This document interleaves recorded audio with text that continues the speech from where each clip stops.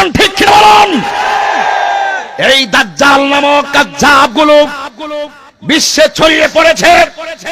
কখনো কখনো মুসলমানদেরকে নির্যাতন করছে, কখনো কখনো বিশ্বের মানুষকে গণহত্যা চালাচ্ছে, কখনো কখনো এই দাজ্জালগুলো নবী বিদ্বেষী কথা বলছে, কখনো কখনো সেই দাজ্জালগুলো ওলি আল্লাহ বিদ্বেষী কথা বলছে, কখনো কখনো এই দাজ্জালগুলো আল্লাহর সঙ্গে নাফরমানি করছে। এই সিলেটের মানুষ এখনো সিলেটের পণ্যভূমিতে শাহজালালের উত্তরসূরিরা এখনো জিন্দা আছে। এই নাম বাম নাস্তিক মুরতাদের তাই বাংলার জমিনে হবে না, হবে না, হবে না, ঠিক কি না বলো?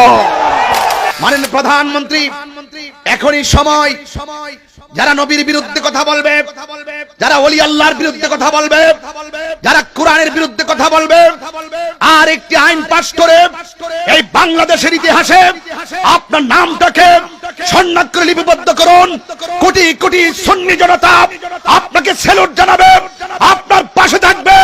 আপনি আর একটি আইন পাস করুন, এই দেশে যারা আল্লাহর বিরুদ্ধে কথা বলবে, নবীর বিরুদ্ধে কথা বলবে, তাদেরকে সর্বোচ্চ আইন মৃত্যুদণ্ড আইনকে কার্যকর করতে হবে।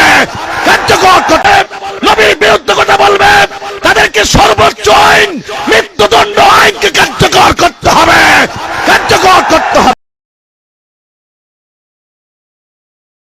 আমি আবারও বলছি, আমরা মুসলমান। জবানটা ছেড়ে দিয়ে বলো, আমরা কি?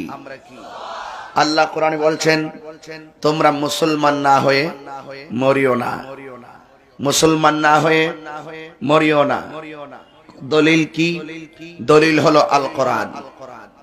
আমি তেলাওয়াত করব, আপনারা জবানটা ছেড়ে আল্লাহকে ডাক দিবেন। খোলা আকাশের নিচে পারবেন না? ولا تموتن إلا وأنتم مسلمون।